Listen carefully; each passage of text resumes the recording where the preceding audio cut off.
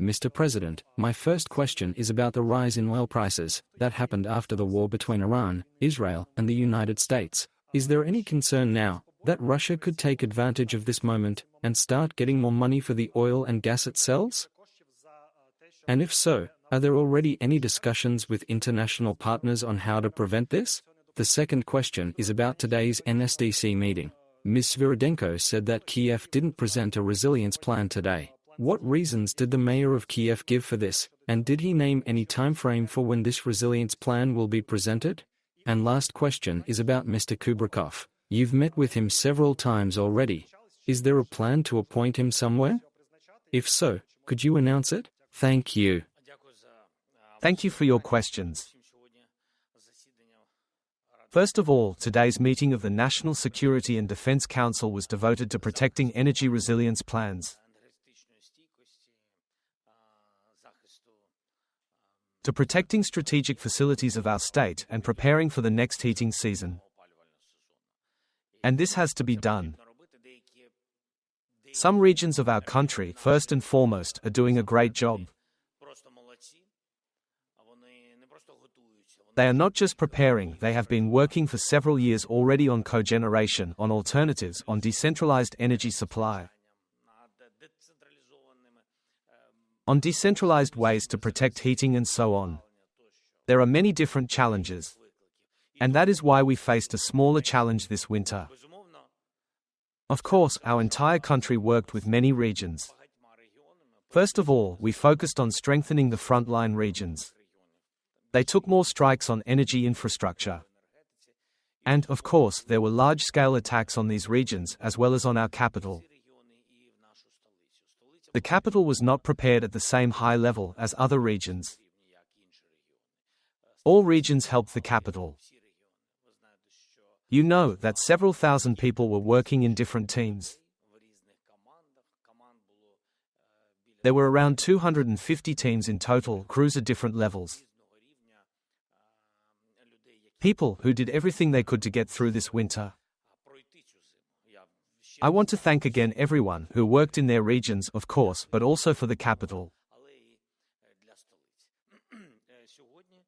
By March 1st, I gave the opportunity and asked all regions to prepare their plans or update them or prepare new plans. Some regions did update their plans, strengthened their plans, because this winter was unlike anything we had seen before. But no one is relaxing, and everyone understands that we have 6 to 7 months before the heating season, and there is work to be done during this time, protective work, construction work. There is a challenge from every region. We discuss it with each region. You know that we need about 5 billion now for this program, 5 billion euros. That is a lot of money. But this is our issue. In peacetime, it would certainly be an issue for local communities. But in such a difficult time, it is our issue, the issue of the whole state. No one is removing responsibility, but we cannot do very mayor's job for them. They themselves must be responsible. Money is one challenge, but failing to protect facilities is another. The plan must be approved, and then we will see how it works. Today, among all regions and oblasts, the only unapproved plan was the plan of the capital. There is a week. Today, at the meeting of the National Security and Defense Council, I asked that each person be responsible for what they will do. And for the capital, additionally, we gave another week. Still, we need to work for people, for the state. The issue is simple: if the plan is not approved, the capital will face the same kind of winter again. And once again, regarding air defense, we are working on this. No community, no mayor, no head of an oblast, and I say this without reproaches, simply does not have the authority and the capability for this. We are dealing with air defense as much as we can. The Ministry of Defense and the Commander-in-Chief is dealing with it. We are dealing with air defense. It may not be enough. And because of the challenges we see today in the Middle East, because of the war, accordingly there may be a shortage of air defense. And if the war does not end, our people must be confident that they will have electricity despite all the challenges, but they also have to know about it. All of us need to work, not say that it is impossible. We have no other choice. We do not have the word impossible. That is what concerns the plan. Next question was about oil, about whether Russia will be able to earn more against the backdrop of this crisis. It wants to earn more amid this crisis. And it will try to benefit from the increase in prices, of course. But there are different measures that can reduce their export capabilities. In addition to our internal long-range responses, there are also certain decisions like what the United States of America is doing. That is, it does not affect.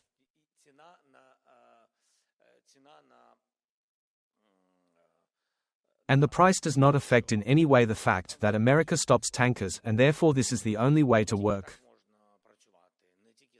Not only sanctions, sanctions on tankers, sanctions on companies, sanctions on shipping entities, sanctions on captains, on crews. And the ability to ensure these tankers are not released. Not released, but to have a real possibility of tackling the tanker fleet.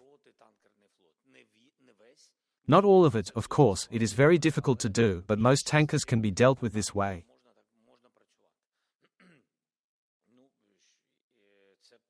This is probably the only possibility today.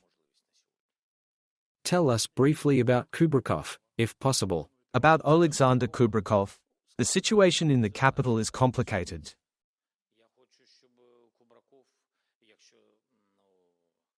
If there is some joint work with the capital, at least I would like Kubrikov to help a bit and focus specifically on the capital's energy sector. But the mayor has all the authority. So, if they want the state to help them, we will help as much as possible. Thank you. Next question, please. Noviny Live. Thank you. Helena Astapovets Noviny Live. Mr. President, how can we protect our energy facilities, given that, obviously, next season Russia will strike even harder as it is building up its strike capabilities? Is there an option to move key energy facilities underground, and how much would that cost? And your view on the draft law on elections. What stage is it at? And what key decisions are being discussed at the moment? And when will it be adopted? Are you sure it will be adopted? I don't know, I'm asking. Okay. Regarding protection, there is a comprehensive plan. I will not talk about which facilities will be where, how they are protected, what physical protection, what level. There are several levels of physical protection. I will not talk about that. All of this is not just declared, but it is specifically spelled out in the plan, and it was approved during the meeting of the National Security and Defense Council. Some facilities are difficult to protect because of the scale, because they are very large. You know, here it is necessary to strengthen air defense systems and electronic warfare systems. We are doing that. This is also part of this plan. The challenges are clear. As I said, air defense may decrease, so we need to increase physical protection as much as possible. And about the draft law on elections. I have no dialogue with anyone regarding a draft law on elections. Thank you. Next question, please. Katerina Zaharchenko, Kyiv Post. It has been more than 2 months since Kirilo Budanov became the head of your office. Are you satisfied with your choice? What is his role in the negotiation process? Are you satisfied? Do you have any doubts? And are you satisfied with the new head of the main Directorate of Intelligence? Thank you. I believe that, first of all, it is not normal to be dissatisfied with a team that has only just started working. Therefore, it all depends on the result. The result from the negotiating group, which includes Kirilo Oleksiyevich. You know what result is needed for the state. And I am counting on Umarov, on Budanov, on Arahemia, on intelligence representatives. I also count very much on Natov and on Kislitsia. The team is working on different tracks. Natov and Kislitsia work on the military track. And on the political track Umarov, Budanov and Arahamia work. We'll see.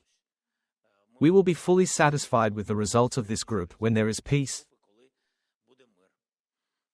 If that is possible, or when it becomes possible, let us put it that way.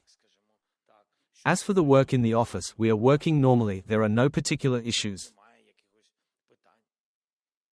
And does the reaction and response of the Russians change with Budanov joining the negotiating team?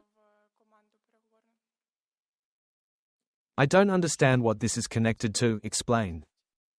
Has their reaction changed to the negotiation process when Kirilo Budanov joined the office? I really don't understand the meaning of your question. Honestly, I really don't understand. We have trilateral meetings, and in trilateral meetings, teams meet. I did not really see any reaction to anyone in particular. Maybe I misunderstood something. There is a view in society that with Kirilo Budanov coming to the office of the president, his role increased in the negotiation process, and that somehow affects the Russians' reaction in a positive way. Not that they have become more accommodating, but they have become more open to dialogue with Ukraine and the United States in general. I do not connect these things. I strengthened the groups. I wanted the Russians and the United States of America not to work through different channels regarding ending the war. That is why I brought together all the people they had been in contact with at one time or another.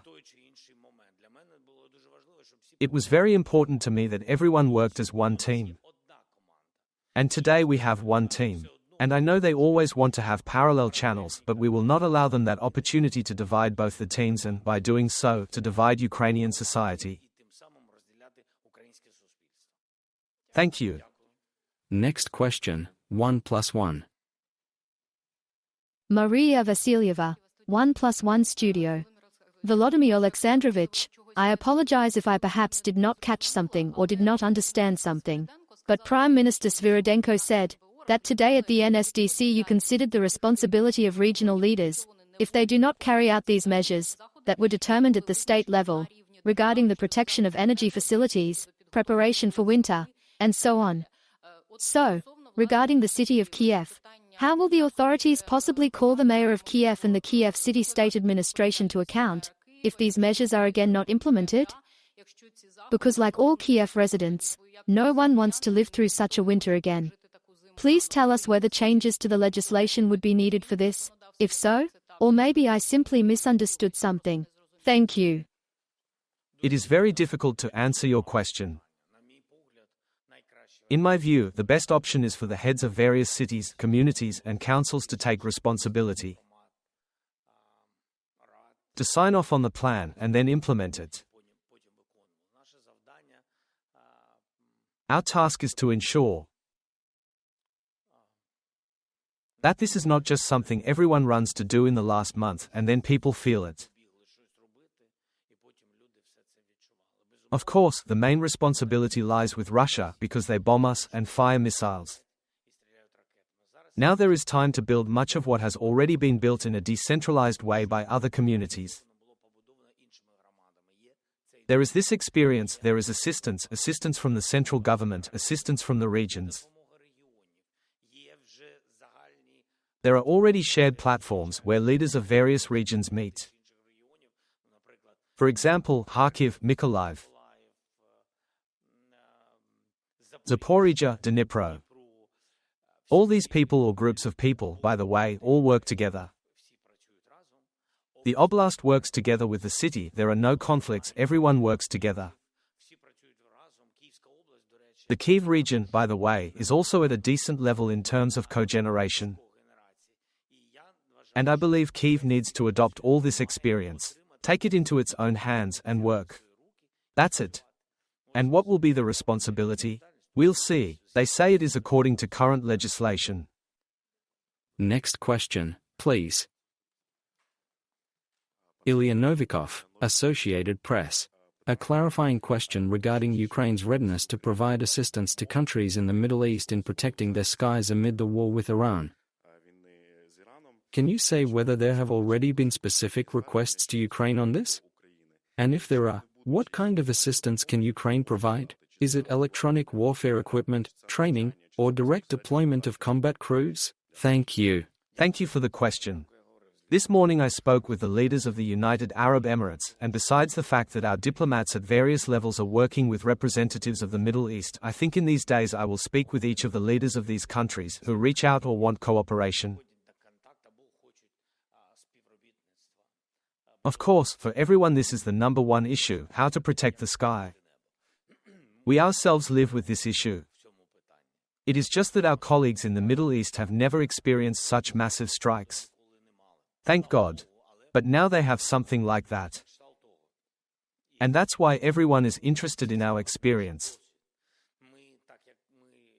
We, as a normal, very adequate country that is at war, cannot simply transfer weapons when we ourselves have a shortage. Everyone, by the way, understands this. Reasonable people understand this. Knowledge, expertise, they know they can come here, they receive these signals to gain expertise on how to protect the civilian population. This is absolutely possible. If we are talking about something global, training our teams, our weapons, and so on. Yesterday I said I understand what a massive attack is. We all understand if the leaders of the Middle East manage to reach an agreement with Putin and they are in good economic relations, at least economic. If they reach a ceasefire with them, then the guys who are defending our sky today could go and defend or train those societies on how to protect themselves from Iranian attacks. But if missiles are flying at us, then, with all due respect, we are here and we will defend our state. As for the future, in principle, this situation shows. And we discussed this on the phone today. That if there is a strategic partnership between states, then we must help with weapons, with training, with exercises. If there are no relevant documents, like, for example, we have an agreement with the British, it is bilateral, a strong agreement, they help us, we help them. If tomorrow missiles were flying at them, we would not only give expertise, we would protect them, we would give them weapons to shoot down those missiles as much as possible. Just as they give us Storm Shadow or air defense to shoot down missiles. These are absolutely clear relations. The same as we have with France, the United States of America, Germany, different agreements. But if the Germans give you air defense systems, then if they are at risk, would you not give them interceptors? You would, definitely. And that is right. With the countries of the Middle East, our relations are being built. We can do the same. For example, today they have Patriot air defense systems, PAC-3 missiles, they have all that. Is it important? Very important, first and foremost for them. But does this protect against hundreds of Shaheeds? We both know, no. It is a model that doesn't work for that. But we have a shortage of PAC-3. So, for example, if we are talking about weapons during the war that we are short of, and these are PAC-3 missiles, if they give them to us, we will give them interceptors. This is an equivalent exchange. Of course, we will do that. If teams start working now, we will see the results. Thank you. Next question, please. Yuri Doshchatov, RBC Ukraine. Please tell me, have you, in the office of the President and you personally, decided on a new deputy for Kirilo Budanov responsible for economic issues? This is an important point, and another point regarding the IMF. We received today the first tranche of the loan. The negotiations were difficult. Does the office of the President see any problems ahead of the next review? Given that some conditions are quite tough regarding taxes, they have to be done by May, when the next review will take place. If they are not done, the program may slow down. But members of Parliament so far do not show much willingness or activity in adopting these draft laws. Thank you. As for legislative initiatives, as far as I understand, there is an opportunity to consider them. There are several months to close these issues because the review is 2 months. The review, it seems to me, is in June. The next tranche is scheduled for June 1st. So the review should take place in May, so, May to June, something like that. Yes, so it is not exactly 2, a bit more. So it needs to be counted, with this war, we have to count every day. So where there is a challenge, where there is a request, and we must vote, I am confident that parliamentarians will pull themselves together. We will also work on this, they will pull themselves together, and we will get through one challenge or another. And the deputy? As for a deputy to Kirilo Oleksiyevich, there is none yet. That's true.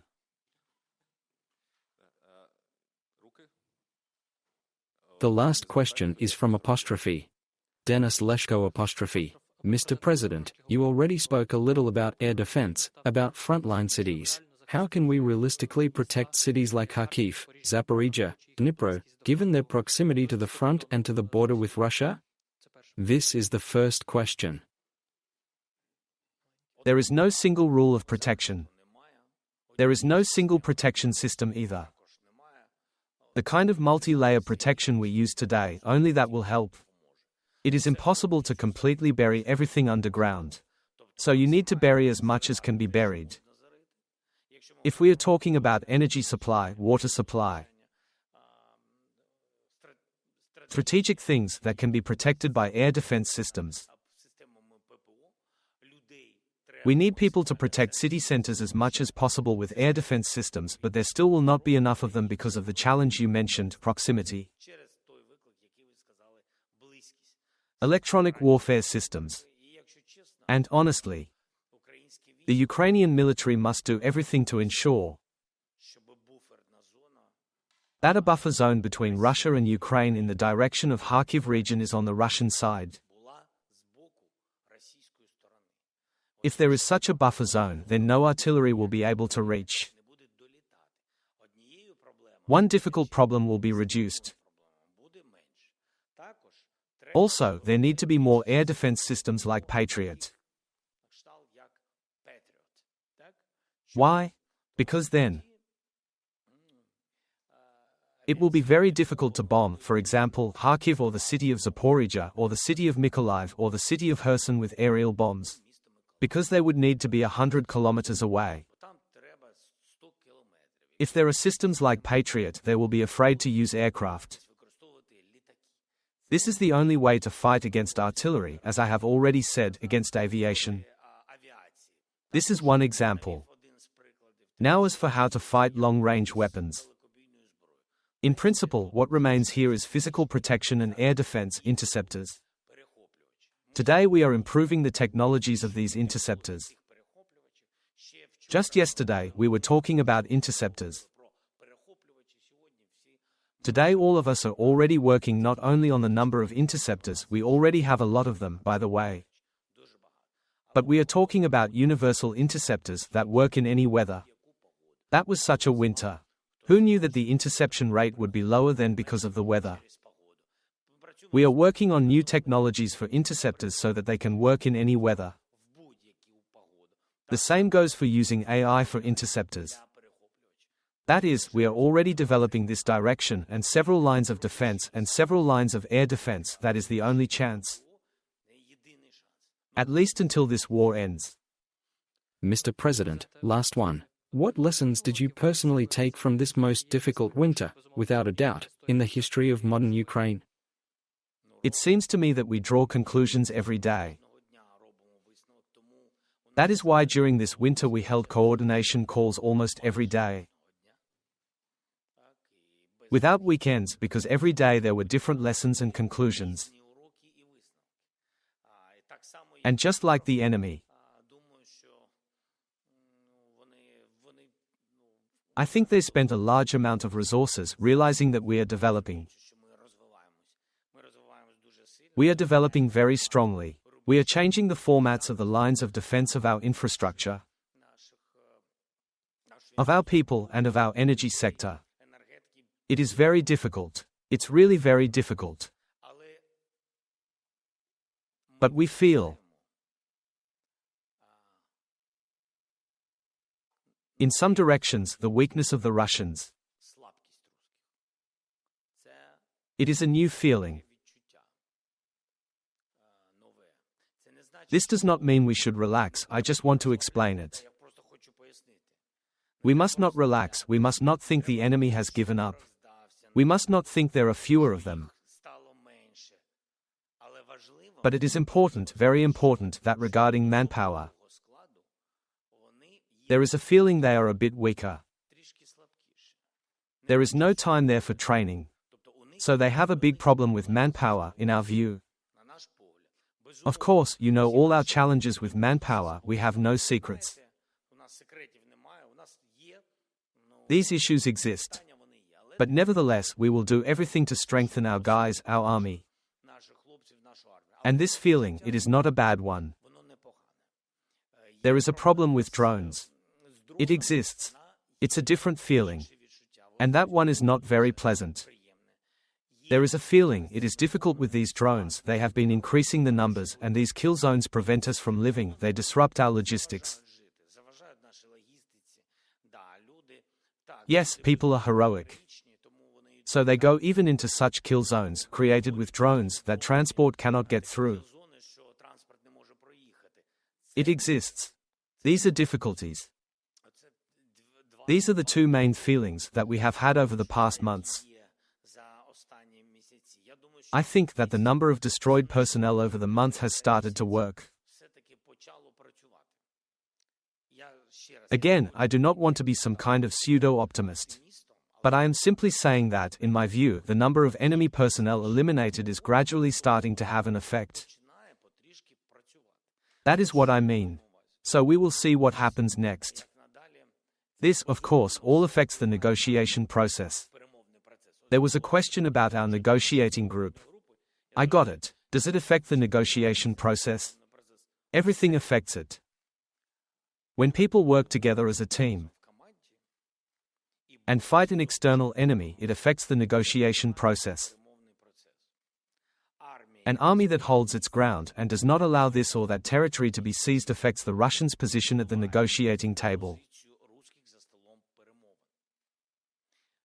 All these things are very important. All messages coming from Ukraine. If they are not divided into, we must give up Donbas, or we must not give up Donbas. If there is the position of the country, a strong society together with the army, all of this affects the negotiation process. If we are politically unified, the office, a unified parliament, unified people, the army, if there is unity within the army, unity of command and respect for the rank and file and for the officer corps, with challenges, with problematic people, nobody is perfect. But if there is unity, all of this very strongly affects our position at the negotiating process. The Middle East is calling us.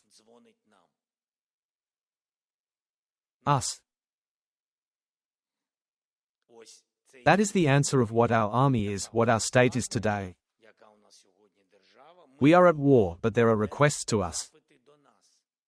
These are important answers. I believe that this war